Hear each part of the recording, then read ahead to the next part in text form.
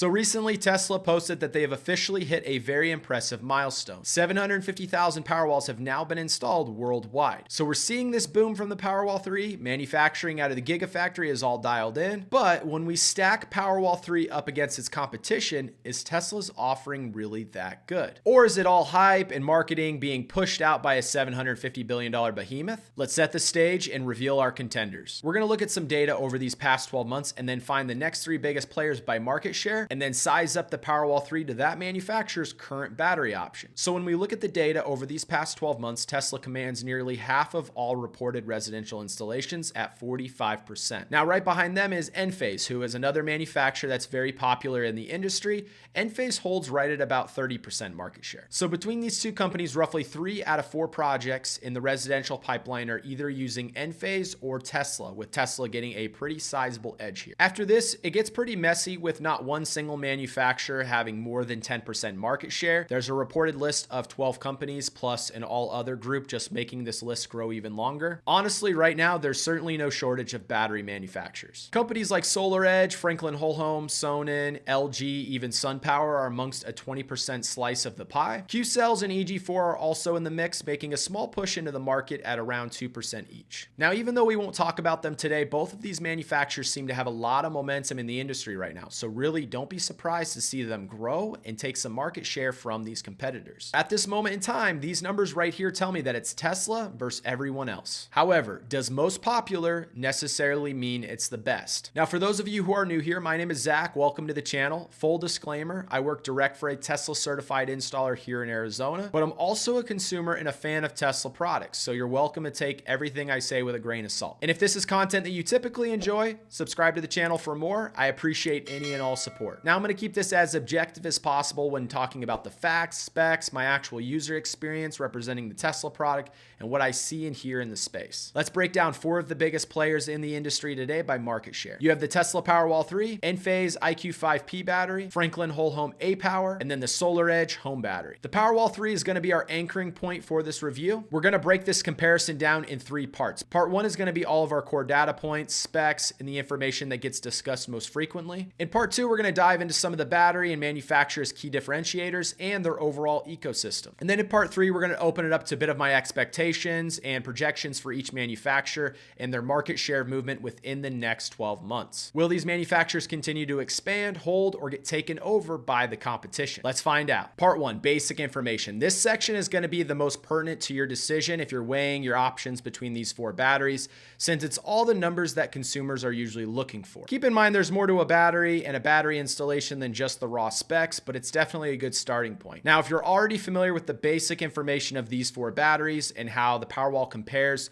feel free to use the timestamps below and skip to part 2 of this video. The numbers we're going to review are assuming 1 battery unit for Tesla, Franklin, and SolarEdge, and 2 battery units or 10 kilowatt hours for Enphase. Since Enphase is only 5 kilowatt hours per battery, most installs are 2+ Enphase batteries, so I felt it was a more accurate comparison. Diving into energy capacity, this is your battery's fuel tank size. Franklin is leading the pack by a small margin here with 13.6 kilowatt hours, and Tesla essentially is the same at 13.5 kilowatt hours. Enphase and SolarEdge are falling short here with smaller capacities at both 10 kilowatt hours and 9.7 kilowatt hours respectively. Now transitioning into power output and load start capability, here on the screen the power output is rated in continuous power output. This is where Tesla has crushed the field because now with this 11.5 kilowatt continuous output and its insane LRA or locked rotor amp startup capability, we have seen a massive increase in homes being able to be installed with whole home backup, but with just a single battery unit. This enables a better starting point for most consumers because before, this whole home backup threshold could really only be achieved with multiple batteries in most cases due to the AC unit. And as you can expect here, multiple batteries are more expensive than just 1 battery. Franklin is the only one who is somewhat close to this, where whole home backup on 1 battery is possible due to its peak output getting up to 10 kilowatts, but that's only for 10 seconds. Additionally, a 118 LRA is enough power for 4-ton AC units or smaller. Enphase does punch a lot of power for their capacity, and SolarEdge's metrics here are just middle of the road. And I know a lot of these numbers and specs can be confusing, and if you're trying to figure out if solar and batteries are right for you or which options might be right for you, let's book a call and I can help figure out what might make sense. All of that info can be found in the description below. Now, switching lanes into battery chemistry. All 4 batteries are lithium ion, however, there are some difference. Tesla, Enphase, and Franklin are all using LFP, which I'm sure you know at this point is lithium iron phosphate. LFP is regarded as a safer battery chemistry when it comes to fire safety and thermal related events. Now, SolarEdge's home battery is using NMC, but they will be moving to LFP in their next battery generation. However, all 4 manufacturers do have their UL 9540A certification, which is a standard for evaluating the thermal runaway and fire safety. These are all safe batteries, but LFP has become the industry's preferred battery chemistry. And to the few of you that keep saying that Powerwall 3 isn't using LFP just because it's nowhere on their data sheets, this isn't true. Powerwall 3 is confirmed LFP because when they submit for these UL certifications and testing,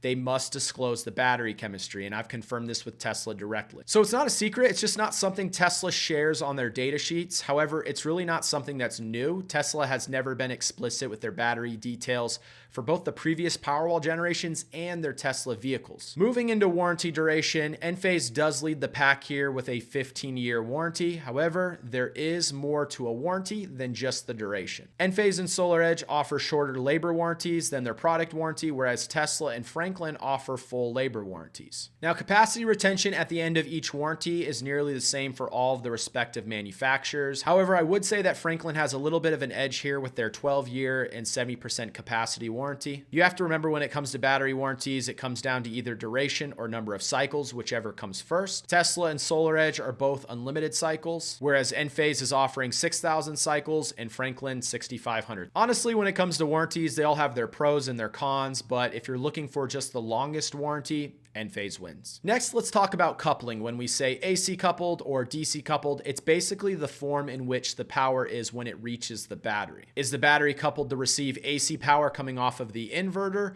or is the battery coupled to receive DC power coming directly off the solar panels that has not yet been inverted? Remember, solar panels generate electricity in the DC power form, batteries store energy in the DC form as well. Homes and our utility grid operate with alternating current or AC power. The cliff notes for all of this is that AC coupled batteries are much more flexible since they can be paired with any existing inverter system. So they are great for retrofits, they're plug and play, but they can also be installed as a new system. DC coupled batteries, on the other hand, are typically more efficient overall due to less power conversions. The batteries are charged by straight DC power that the solar panels produced, and therefore they generally are preferred for new solar installations. Regardless of all of this, Tesla's Powerwall 3 is the most flexible, with it being able to be both DC coupled or AC coupled, meaning it can either be installed with its integrated inverter system as the solar inverter, or it can be installed with a separate third-party inverter like Enphase's microinverters. Now, we mostly install Powerwall 3 for new systems, but also do quite a bit for retrofit on existing solar systems, so having that flexibility is really nice. Enphase and Franklin are both operating as AC coupled solutions, so they're both able to be used on new installs or retrofits. I know in the industry, Franklin has been a super popular option for retrofits. And SolarEdge lives in the DC coupled architecture, so new installations only. Now, as far as specific inverter details, Tesla uses their integrated central or string inverter, which carries the same 10-year warranty as the battery. They can also be paired with a third-party inverter like Enphase. SolarEdge also uses a central string inverter, but with their power optimizers, which does give the homeowner panel-by-panel monitoring and that performance upside. Warranty here is a stock 12 years, but can be extended to 25 years for a few $100. SolarEdge is also reported as the most efficient in their round-trip efficiency. Enphase operates on their microinverter solution, which has its 25-year warranty. Enphase also holds about 50% market share on the inverter side of the residential industry as well. And then Franklin is inverter agnostic, however, they are most commonly paired with Enphase's microinverters when on a new installation. And now, in regards to cost, as of today in the United States, the residential cost per kilowatt hour of energy storage fully installed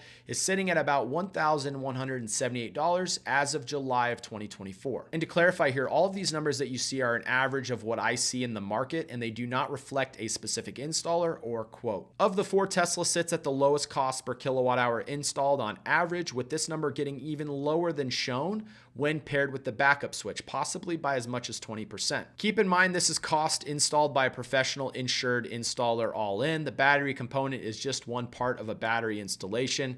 Labor, material, time, all of these other operating costs and soft costs are a part of the stack. Also, this is before the federal tax credit of 30%. Enphase and Franklin will sit around a similar overall cost installed. However, Franklin's battery will be lower per kilowatt hour since it does store more energy in its pack. All right, we covered the basic info. We see how the Powerwall 3 stacks up. Let's move into some of these differentiators. If you are enjoying this video so far, go ahead and drop me a like to let me know. I appreciate that support. Additionally, if you have a battery from any of these four manufacturers that we're discussing here today, let me know what your experience has been in the comments below. Part 2, differentiators and ecosystems. A big part of today's home energy solutions is actually beyond just the battery. The battery is in the middle of it all, but it's slowly transitioning into an entire smart ecosystem, from integrations with your home, your solar panels, your utility, and even your electric vehicle. Let's work backwards on the list here, starting with SolarEdge. So SolarEdge is built off of this DC optimized solution, but competition has really made their overall differentiators a little more limited. Now, they have a more efficient system overall in both round trip efficiency and inverter efficiency than any of the four competitors that we have here today. They have a nice ecosystem. Their whole concept is maximizing self-consumption of your solar generation. If you have an EV, you can use their EV charger as well. Everything will communicate together and allow for features like charge on excess solar. Additionally, they have a smart load controller that can intelligently manage loads and help maximize backup time and run certain appliances directly on sunlight. And you can directly charge the batteries with a generator. And all of this integrates into one app. However, this all-in-one ecosystem with a DC coupled integrated design is really becoming more popular, and this will make things more competitive directly for SolarEdge. I really do like their ecosystem and their mission of maximizing solar generation, but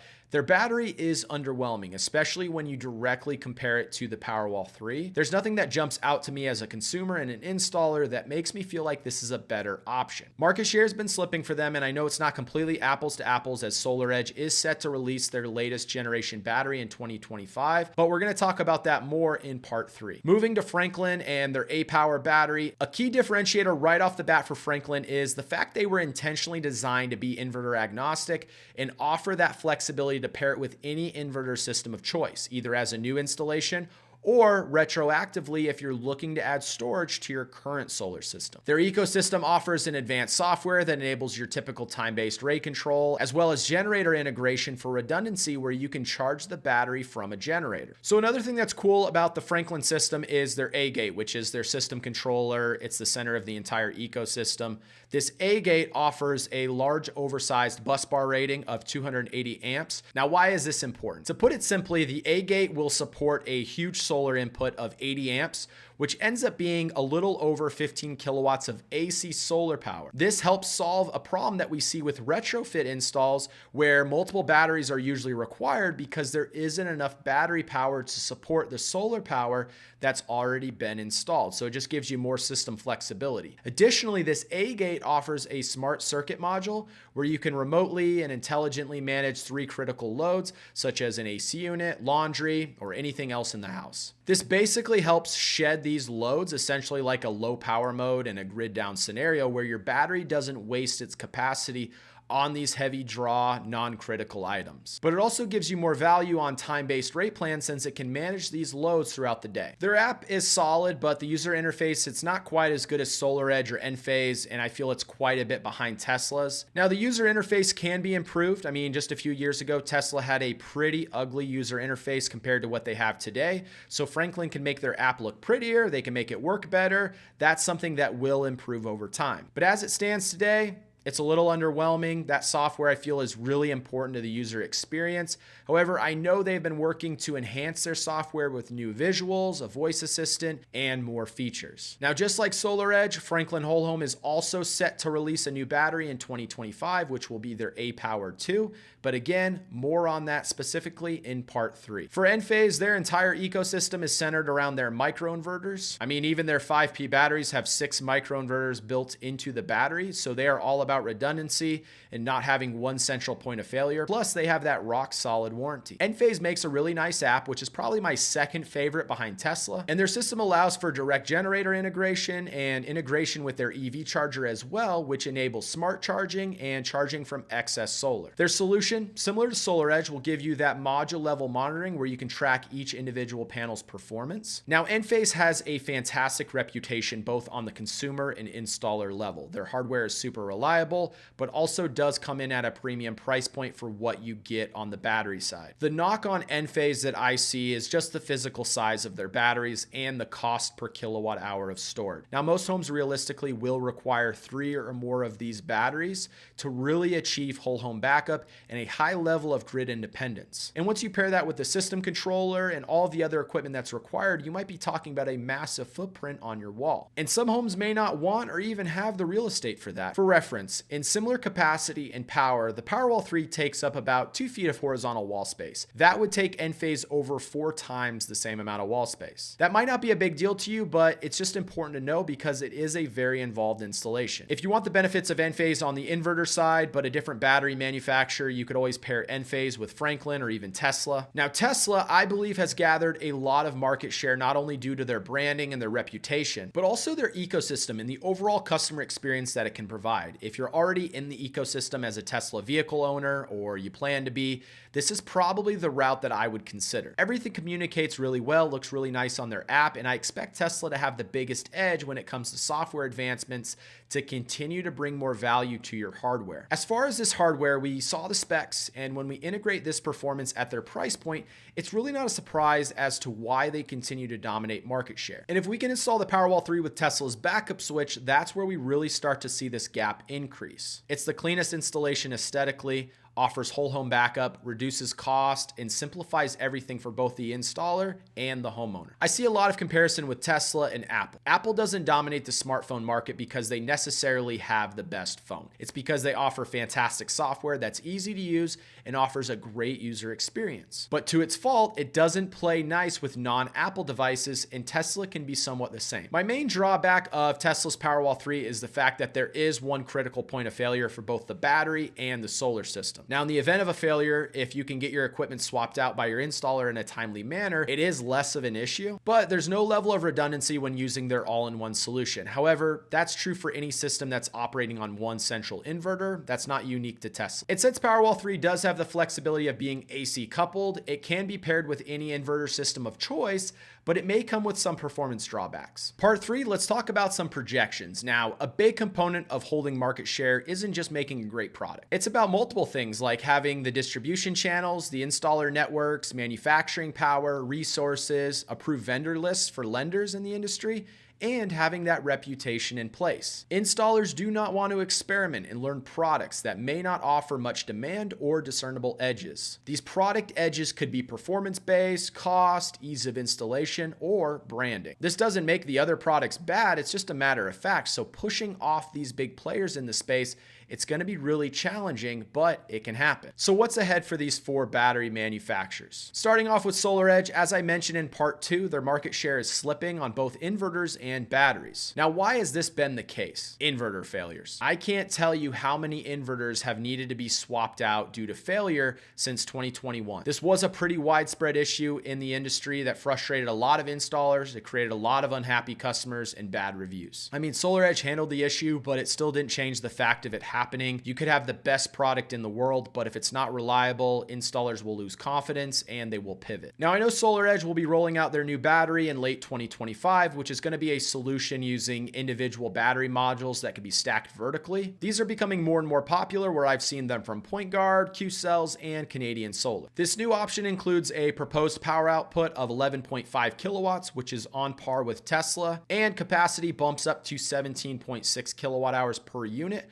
when all of the modules are included. Each module is 4.4 kilowatt hours. They're also moving to LFP chemistry and creating a meter collar solution similar to the backup switch from Tesla. We are still a year out from this product, but it seems to have significant upgrades from the current option. Cost will be a consideration, of course, so we'll see where they land there. Over the next 12 months, I expect to see SolarEdge to trend downward and continue to lose market share until this battery gets released. I think they're going to have some coverage absorbed from companies like EG4, like Point Guard, Canadian, Q-Cells, and so on. These manufacturers are also going to take over what was left from SunPower, but I think SolarEdge will have their work cut out for them. With Franklin, they are absolutely loved online. Installers love them, customers love them, and these are all good signs. Now, they are a newer player to the space, being founded in 2019. However, over the past 5 years, they have made a splash. I think what's unique about them is they serve a different market with their product than these all-in-one DC coupled solutions that we see entering the space, which really does play well for them. As I mentioned, they are rolling out a new battery product, the A-Power 2, which really has some impressive stats. This new A-Power 2 will have 15 kilowatt hours of capacity, 10 kilowatts of continuous output,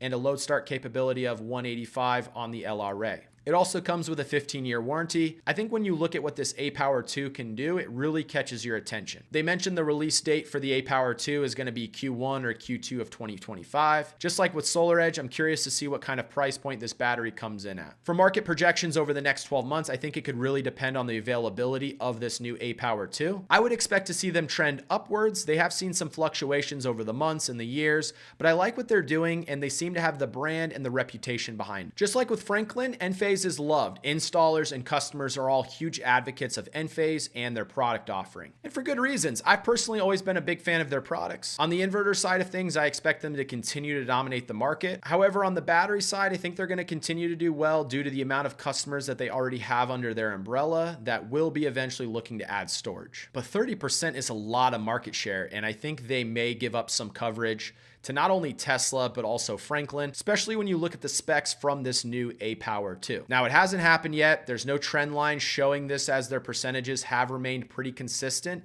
but this is my forecast. Now, Tesla. Do I think Tesla will continue to command nearly 50% market share, or is this just a fad from the Powerwall 3 rollout? I do think they will continue to hold strong on their market share, but it will be hard to do. Competition's heating up. But just like with EVs, Tesla has the head start. They have the loyal customer base, and people know who they are. I mean, right now, they are the only brand in the solar and storage industry who I would call a household name. Like I mentioned earlier, these distribution channels, the installer networks, manufacturing processes, and all of these other resources really do matter. I know many of the big installers here in California and Arizona especially who prefer to exclusively offer the Powerwall 3, and that's their default starting point with most solar proposals. This is mainly driven by the fact that many of our major utilities are backup switch approved, so it's a really cost-effective option for what most homeowners are looking to gain. So over these next 12 months, my projection for them is to continue to control 50% of the market, and I don't see anyone positioned to push them aside just yet. I mean, Tesla has maintained a 42% market share since January 2022,